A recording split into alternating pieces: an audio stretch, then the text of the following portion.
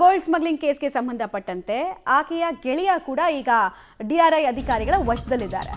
ತರುಣ್ ರಾಜ್ ಆತನ ಹೆಸರು. ಸೊ ಆತ ಕೂಡ ಡಿಆರ್ಐ ಕಸ್ಟಡಿಗೆ ಒಳಪಟ್ಟಿದ್ದಾನೆ, ಹೆಚ್ಚಿನ ವಿಚಾರಣೆಗೆ ಒಳಪಡಿಸಲಾಗ್ತಾ ಇದೆ. ಸೊ ಆತನ ಬಗ್ಗೆ ಕೂಡ ಒಂದೊಂದೇ ಮಾಹಿತಿಗಳು ಬಹಿರಂಗ ಆಗ್ತಾ ಇದೆ. ರನ್ಯಾ ಆಪ್ತ ಗೆಳೆಯ ತರುಣ್ ರಾಜ್ ತೆಲುಗು ಸಿನಿಮಾದಲ್ಲಿ ಸಕ್ರಿಯನಾಗಿ ಗುರುತಿಸಿಕೊಂಡಿದ್ದಂತೆ. ಇನ್ಫ್ಯಾಕ್ಟ್ 3ಕ್ಕೂ ಹೆಚ್ಚು ಚಿತ್ರದಲ್ಲಿ ಹೀರೋ ಆಗಿ ತರುಣ್ ರಾಜ್ ಅಭಿನಯಿಸಿದಂತೆ.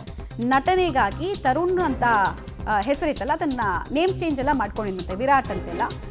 ಎಲ್ಲರ ಜೊತೆಗೂ ವಿರಾಟ್ ಅಂತಾನೆ ಈತ ಗುರುತಿಸಿಕೊಂಡಿದ್ದ. 2018ರಲ್ಲಿ 2018ರಲ್ಲಿ ಪರಿಚಯಂ ಸಿನಿಮಾದಲ್ಲಿ ಹೀರೋ ಆಗಿ ಆತ ಪದಾರ್ಪಣೆ ಮಾಡ್ತಾನೆ. ಸಿನಿಮಾ ಮೂಲಕವೇ ನಟಿ ರನ್ಯಾ ಜೊತೆಗೆ ಸ್ನೇಹವನ್ನ ಈತ ಬೆಳೆಸಿದ್ದ. ಆ ಸ್ನೇಹ ಈತನನ್ನ ಕರ್ಕೊಂಡು ಹೋಗಿದ್ದು ಗೋಲ್ಡ್ ಸ್ಮಗ್ಲಿಂಗ್ನ ದಂಧೆಗೆ ಅಂತ ಹೇಳಲಾಗ್ತಾ ಇದೆ. ಸಿನಿಮಾಗೋಸ್ಕರ ಆತ ಹೈದರಾಬಾದ್ನಲ್ಲಿ ಮನೆ ಕೂಡ ಮಾಡಿದ್ದಂತೆ. ನೀವು ನೋಡ್ತಾ ಇದ್ದೀರಾ, ರನ್ಯಾ ಗೆಳೆಯ ತರುಣ್ ರಾಜ್ ಈತ 3 ಸಿನಿಮಾದಲ್ಲಿ ಮಾಡಿದಾನಂತೆ. ಆ 3 ಸಿನಿಮಾ ಯಾವಾಗ ಥಿಯೇಟ್ರಿಗೆ ಬಂತು, ಯಾವಾಗ ಎತ್ತಂಗಡಿ ಆಯಿತು ಯಾರಿಗೂ ಗೊತ್ತಿಲ್ಲ. ಬಂದಷ್ಟೇ ವೇಗವಾಗಿ ಏನಾದರೂ ಎತ್ತಂಗಡಿ ಆಯಿತೋ ಗೊತ್ತಿಲ್ಲ. ನಾನು ನೋಡಿಲ್ಲ ಅವ್ರ ಸಿನಿಮಾ. ನೀವೇನಾದರೂ ನೋಡಿದರೆ ನಿಮ್ಗೆ ಗುರ್ತು ಹಿಡಿಬೋದು ನೀವು ಅವ್ರಿಗೆ. ಸೊ ಈಗ ನೋಡಿ, ಅವರು ಡಿಆರ್ಐ ಅಧಿಕಾರಿಗಳಲ್ಲಿ ವಶದಲ್ಲಿದ್ದಾರೆ. ಮಾಡಿರುವಂತಹ ಮಹಾನ್ ಗನಂದಾರಿ ಕೆಲಸಕ್ಕೆ ಸದ್ಯಕ್ಕೆ ಇವರು ಪಾತ್ರ ಏನು, ಈ ಮಹಾನುಭಾವರಿಗೂ ಮತ್ತು ಇವ್ರಿಗೂ ಯಾವ್ಯಾವ ಥರದ ಸಂಬಂಧ ಎಲ್ಲ ರಿವೀಲ್ ಆಗಬೇಕು.